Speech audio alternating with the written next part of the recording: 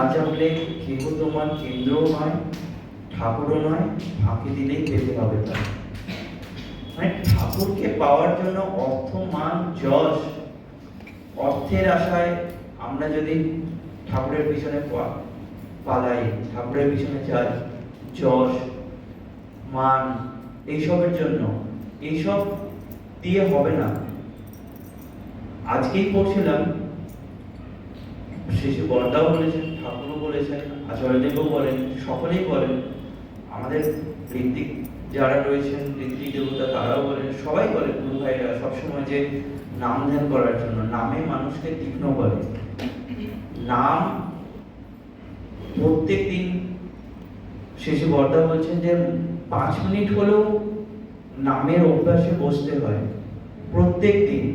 5 minute করতে করতে করতে করতে সেটা যখন অভ্যেসে দাঁড়িয়ে যাবে, তখন ঠাকুরের সঙ্গে একটা তালমেল তৈরি হবে, ভাবের একটা টিউনিং তৈরি হবে। তখন প্রথম প্রথম মনে হতে পারে যে 5 মিনিট নামে আর কি হবে, কিন্তু ওই একাগ্রতা, একটা নিষ্ঠা, প্রত্যেক দিন, এই আমরা যারা ইষ্টবৃত্তি করি, প্রত্যেক দিন তো কাউকে কিছু বলতে হয় না, আমরা উঠি, নিজেকে যতটা সম্ভব পরিষ্কার করে নিয়ে কুলকুচি করি, ব্রাশ করি, যাই হোক করে আমরা ইষ্টবৃত্তি করি। প্রথমে জল গ্রহণের আগেও করি, তাতে সেটা আমাদের শরীর খারাপ হয়, ঝড় জল বৃষ্টি হচ্ছে, দুনিয়া কি থেকে কি হয়ে যাচ্ছে, আমরা সেসবের কোনো ধারধারি না। এটা আমাদের কি অভ্যাসগত হয়ে গেছে। এই অভ্যাসগত করতে করতে না, মানুষের জীবনে, আমি নিজের জীবনেই দেখেছি যে একদিন, প্রথম দিন বসতে হয়তো খুব অসুবিধা হতে পারে 5 মিনিট নাম করতে, যে 5 মিনিট কমপ্লিটই হচ্ছে না। কিন্তু যদি ধৈর্য করে 14 দিন, 15 দিন, 10 দিন, 1 মাস, যদি প্রত্যেক দিন নিয়মিত একটাই সময়, শোয়ার আগে হোক, সকালবেলা হোক, যার যখন সময় হয়, নাম আর ধ্যান দুটোর মধ্যে কিন্তু ডিফারেন্স আছে। ধ্যান সবসময় করা যায়, চলতে ফিরতে, উঠতে বসতে, খেতে শুতে, কারোর সঙ্গে গল্প করতে করতে, স্নান করতে করতে, বাথরুম যেতে যেতে, যেখানে হোক সবসময় ধ্যান করা যায়। কিন্তু নামের জন্য একটা নিষ্ঠা সহকারে এক জায়গায় বসে নাম করতে হয়।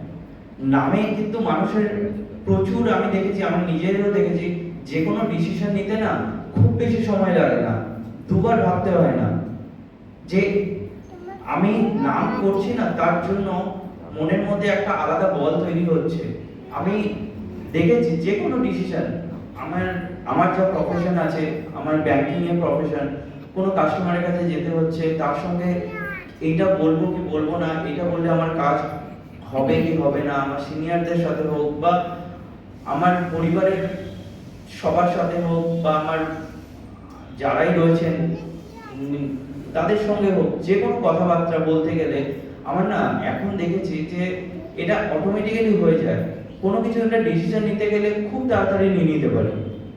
তো নাম এমন একটা জিনিস যে পৃথিবী ভেঙে টুকরো টুকরো হয়ে যেতে পারে, নামের এত জোর আছে। দেখবেন মানে অনেক সময় দেখেছি যে আমি অফিসে বেরোতে যাচ্ছি, অফিসে বেরোতে গিয়ে হঠাৎ করেই মনে হলো যে না, আজকে বৃষ্টি হবে হবে না, মেঘ দেখেও বোঝা যাচ্ছে না। আমাকে ও বললো যে না, আজকে রেইনকোটটা নিয়ে যাও। তো নিয়ে গেলাম, আমারও খুঁতখুত করলো যে না, আজকে বৃষ্টি হবে না, শুধু শুধু নিয়ে গেলাম, ব্যাগে বয়ে বয়ে নিয়ে যাচ্ছি। কিন্তু যখন ফিরছি, ফেরার সময় দেখি যে এত বৃষ্টি হয়েছে যে আমাকে রেইনকোটটা না থাকলে আমি ভিজে যেতাম, আমার ল্যাপটপটা ভিজে যেত, সেটাতে আমার ক্ষতি হতো, অর্থের দিক থেকেও হোক বা শরীরের দিক থেকেও হোক। কিন্তু ঠাকুর কোথাও না কোথাও এই ছোট ছোট জিনিস দিয়ে যে একটা ভাব তৈরি হয় যে হ্যাঁ, এটা হতে পারে, সেখান থেকে আমি নিজেকে নিজে সংযত করতে পারি, নিজেকে নিজে সেই জায়গায় নিয়ে আসতে পারি। আচার্যদেব সান্নিধ্যে সবাই কম বেশি যখনই সম্ভব হয় যাওয়া আসা আমরা করি। দেখবেন মাঝে মাঝে আচার্যদেব বলেন যে তোমার ঠাকুর কেমন, না আমি যেরকম সেরকম আমার ঠাকুর। তো ঠাকুরের সঙ্গে ভাব, ভক্তি বা যাই কিছু, সেটা ঠাকুরকে আমার মধ্যে প্রতিফলিত করতে হবে। যে আমি একটা কাজ করতে গেলে ঠাকুর কি করতেন সেটা ভাবতে হয়। আজকে যদি কেউ একটা চুরি করলো, ঠিক আছে, আমরা তাকে কি করি, প্রথমে ধরে দুটো গালাগাল দিয়ে দিই, আগে দুটো চড় থাপ্পড় মেরে দিই, এইসবই করি নর্মালি। ঠাকুর থাকলে ভাবতে হয় যে